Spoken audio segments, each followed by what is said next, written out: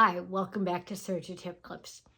I've had a few requests from viewers to show how to use the C14 elasticator foot. So I'm finally getting around to doing the video. And there are a few interesting features on this foot that I want to go over and show you. And usually I start off by doing a table shot, but this time I think it's a little easier to show it on the machine. So we'll go right over to the machine and take a look at it in action. And this is the sample that I ran off.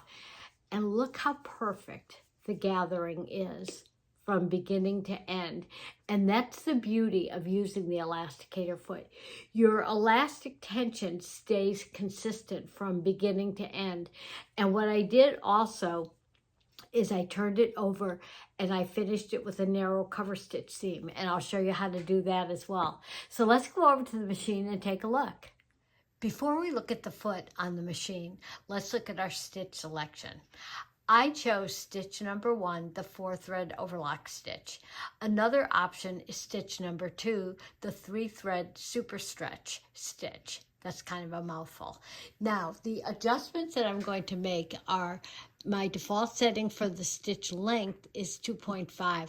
Let's bring that up to the maximum of 4.5. And let's crank up our differential feed to the max of 2. So let's tap out of here. And now we're all set up for that. I'm leaving my tensions all on the default setting. I have the elasticator foot on the machine and just want to point out the 2 set screws. This set screw will adjust the guide for the needle positions, and the left set screw is adjusted for the width of the elastic. And I've got them both loosened right now. So I'm going to just put my 1/2 inch wide elastic under the presser foot. I'm going to lift this. You just have to tilt this back. And that shows you your needle positions as well. And you can see there's a little gridded roller under here.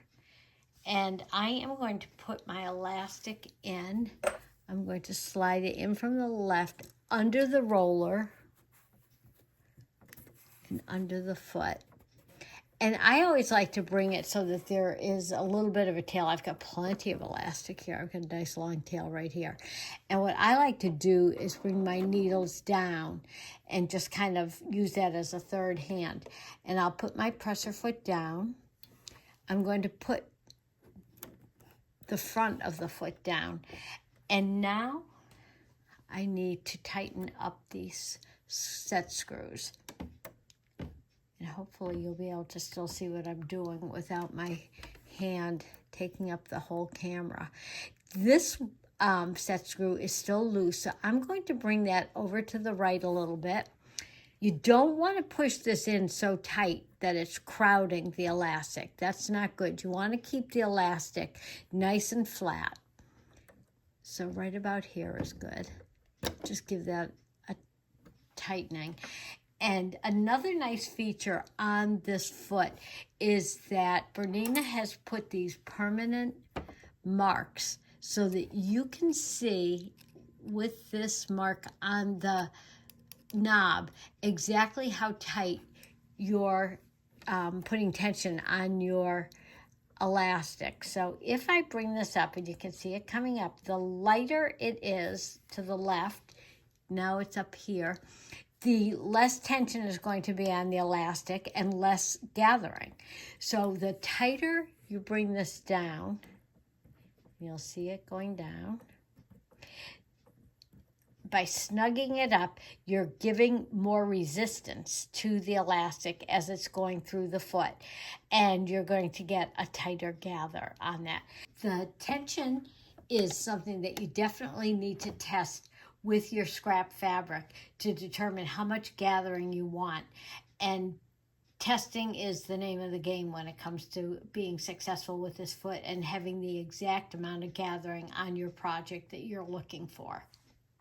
I've adjusted the view so that you're looking almost straight down at the elastic under the foot. This is my knife, and I've adjusted it to a little bit wider than 7.5 for the cutting width, because I want the elastic edge to just skim by and basically kiss the knife as it goes by, but I don't want the knife to cut or clip into the elastic.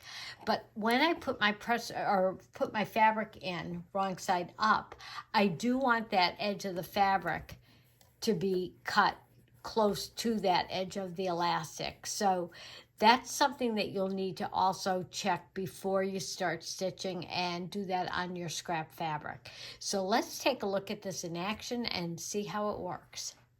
Something that's worth mentioning also is that even though you've got excellent guidance with the foot and the set screws on this, some elastics tend to have a mind of their own. And so I'm a big believer in hanging onto it with my right hand, and I hold it up just a little bit away from the fabric. I don't put any tension and I don't pull back on it at all. I just hold it to help guide it along. I'm trimming off probably about 1/4 of an inch of the fabric. So let's see how this does. And again, don't pull, don't stretch the elastic. Our tension knob is doing that for us. And I have my tension pretty tight on the front of this. I've really clamped down on the elastic quite a bit. So I took a few stitches to get going, and let's see how we do.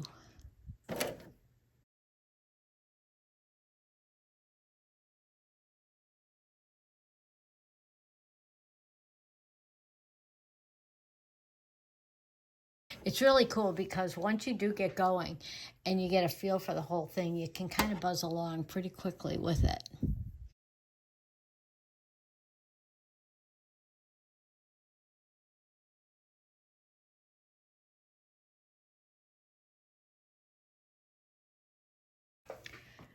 And I'm going to raise the presser foot and get the elastic out of here, put everything down. I'm finishing off the edge with a narrow cover stitch, and I have my fabric folded over so that the elastic is kind of hidden on the inside, just like a regular casing. But the whole trick to this is you really have to hold the fabric with equal tension on the front of the foot right here and on the back of the foot in back, just to keep the fabric flat and smooth as you're going along. And what I'm using as my guide is the fold of the fabric is even with the edge of the foot. And I put the clear foot on just so that you could see how I'm stitching this. So I'm going to continue along with this.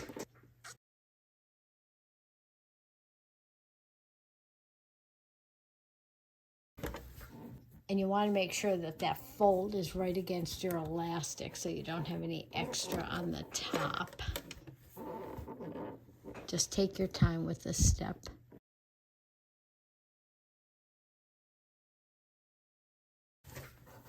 I'm almost at the end of this. And if you've pulled your elastic so that it's going to had a lot of tension and you have some tight gathering, you really have to hold on to the fabric as you get to the end.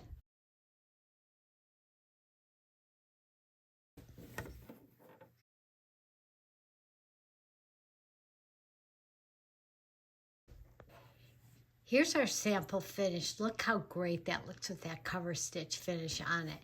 And you can see from beginning to end that the gathering is absolutely perfect all the way across this piece of fabric. Here it is from the back side. Let me just flip it over so that you can see it.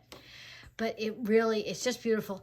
And one last tip that I have is, after you're done stitching your elastic down, and if you're going to do that second step with a cover stitch, that's not the only way that you have to do that. If you don't have cover stitch capability, you can always use a zigzag stitch or a straight stitch on your sewing machine.